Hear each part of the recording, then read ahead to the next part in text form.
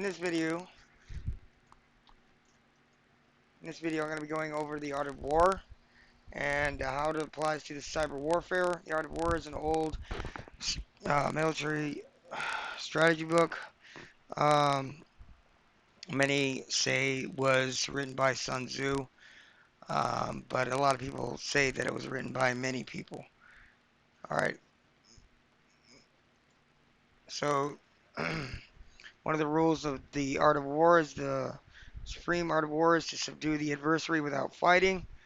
I guess how this applies to cyber warfare, I would say, is being more, having a more defensive stance. You know, uh, making sure that you're updating your antivirus definitions, anti-malware definitions, running anti-malware, antivirus scans regularly. If you are in a company and you know you're in charge of cybersecurity there, that would be implementing an intrusion detection system, which is a system, security system, that basically detects, certain threats and whatnot.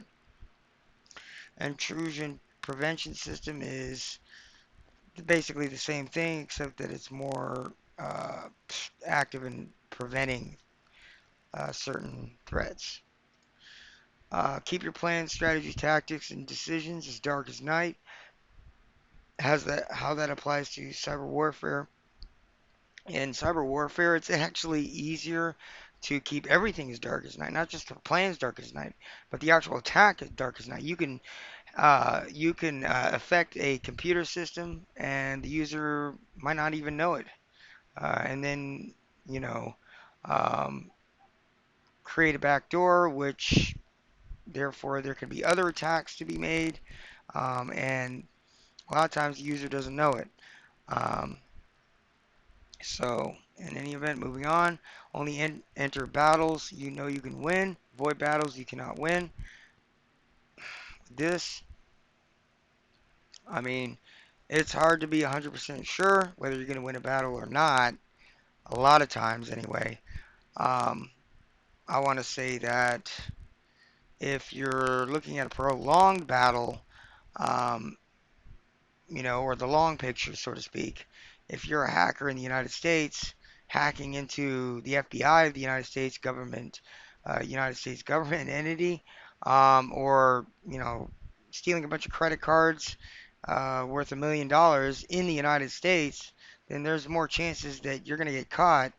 And if you want to consider that losing the battle in the end, then yeah, you could be caught and then sent to jail or prison and have to pay court fines or whatnot.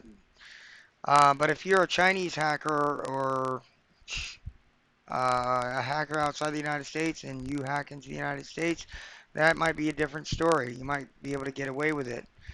Certain hacking techniques, they hide their IP address, hide their MAC address, or spoof it. Um, in that case, you might be able to get away with it if you're good with, if you know what you're doing. Okay, decisions based on any level of emotion will lead to defeat. So basically, the way I looked at that, everybody, well, most of everybody, I mean, unless they're kind of dead inside and, well, anyway, um, have an emotional streak. But basically, this means to be logical, to see what are the what are the chances. Again, what are the chances that you're gonna win the battle? Um, is it worth the risk? What is the risk? What's the monetary damage? What's the, on both, well, on your side, what most likely in the end would be the result if they were to counterattack? Moving on, lead your team as if you were leading a man by the hand. So with this, I want to say that this is basically being clear, making sure everybody's on the same page. So I mean that's a good rule to have, not just in cyber warfare, but also in general. If you're a manager or you're a supervisor or you're in charge of a project, you want to be clear in what the objective is. You want to be clear about what the strategy is. Make sure that, everybody knows what they're doing so that they're working synergistically, working, to attain what they need to attain. And that's it. Thank you for watching my video. Hit that like button and make sure to subscribe. Thanks again.